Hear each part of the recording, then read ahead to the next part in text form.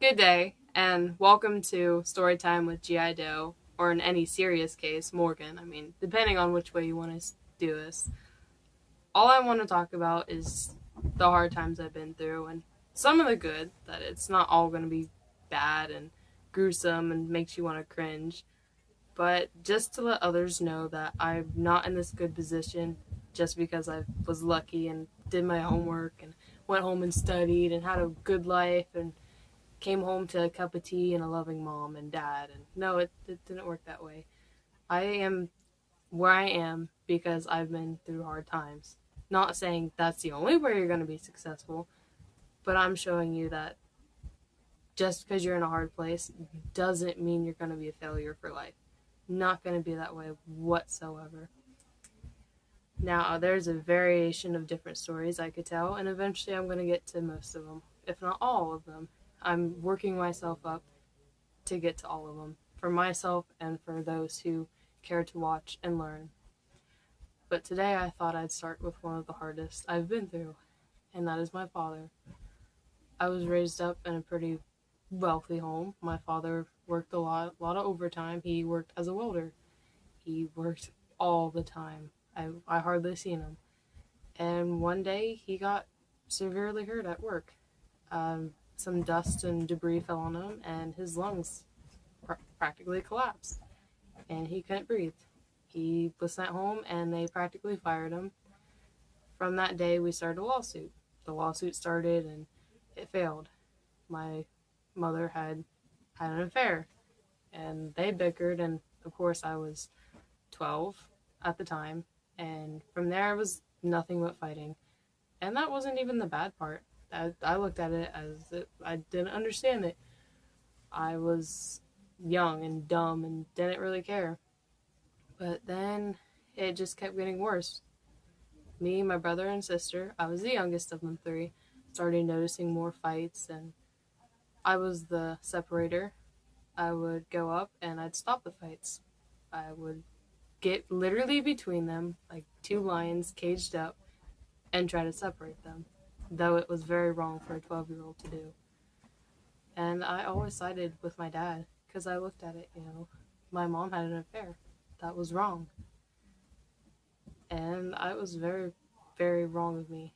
It was very wrong of me to do.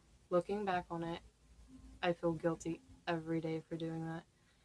Eventually, we all pushed our mom to leave, and she literally walked out on us. It was a cold night, January the 6th, 2015. At that time, I was 14 years old, and she just up and left. Fighting, screaming, yelling, kicking, she left. The last thing I heard from her is she didn't want us because we were Kerr kids, and we had the Kerr blood. So that was the last thing I heard as she was walking down the long farm road.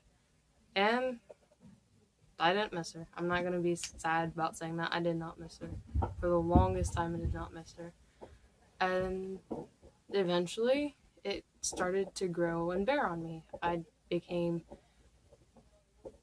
became an urgent need to talk to her and find my mother. And when I finally reached for that phone, I started to see why she left. My father had grabbed the phone out of my hand and threw it across the room and told me there was no way in hell that I was going to talk to my mother again. I didn't much care at that moment. I was like, okay, it's that way. But it grew harder and harder to be without her. She may have done what she done, but she was always my best friend, and I had none. And when she left, it didn't kick in for a long time that she was actually gone. And a few months later, he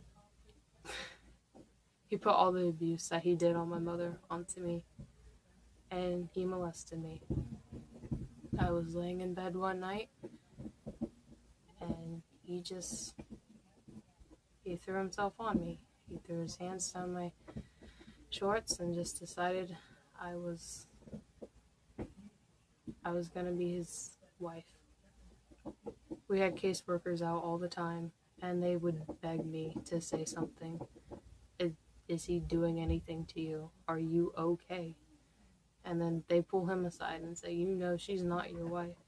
And on the daily, he would call me by my mother's name. And I'd yell and scream, and that's not my name.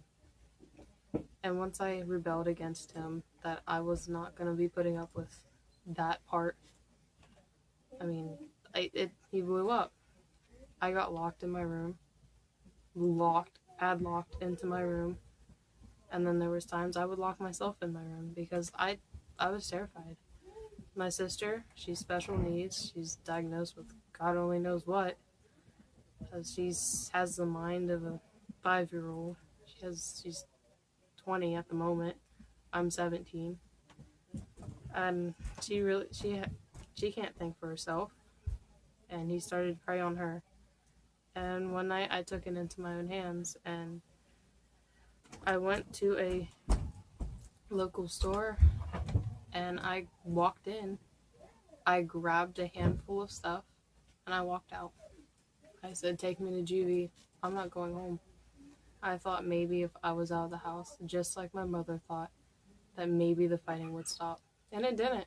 And they sent me home, and no charges were filed against me, and I was thankful for that. Once I was home, the abuse got worse. Right now, I don't know if it's noticeable, but I'm 170 pounds. At the time, I was 140. I was severely underweight for my size and build. It was horrible. I couldn't eat. I would eat, and I would throw it right back up. Just throw it back up. I was too nervous, couldn't eat, couldn't do anything. And anytime I would do anything, I would have the cops called on me. My father would call the cops on me for anything. One day, I decided to ride the bus to school because I didn't trust his driving. He had run it off the road almost every morning he took us to school. So I told him, I'm not doing this. So I went to school on the bus, and cops were waiting for me at school. I got the cops called on me for locking myself in my room to do homework because he wanted me out there so he could yell and scream and push me. I went to school with bruises on my neck, on my arms, dressed in PJs and slippers on. I got down on my knees and begged the guidance counselor to not let me go back home, and she had the principal take me out to his car when he picked me up at the end of the day. There was nothing I could do to escape him. Wherever I turned, he was there. His voice, that gravelly, disgusting voice of his, he was always there, waiting for me. He's belligerent. He always wanted to fight. And the worst part about what he did is he won't admit anything.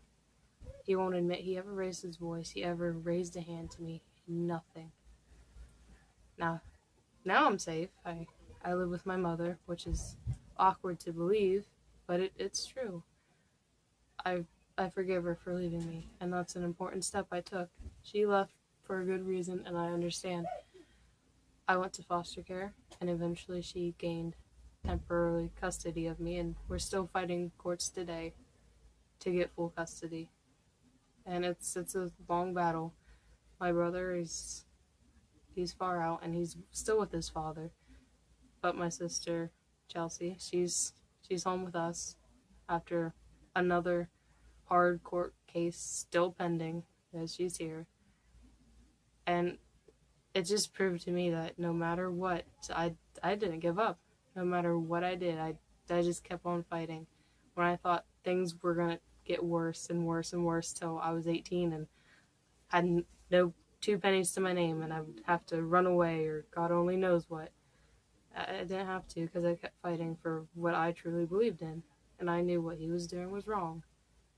I didn't stop. Whether it was I had to get something on my record, run away, I was bound and determined to do something. And I got something out of it. I'm here, safe. I mean, I'm not picky. Beggars can't be choosers, but I know I'm out and safe. Just proves that you don't give up on something you believe in. Have a wonderful day, and give me a like and subscribe if you like, and I'll give you some more. Thank you.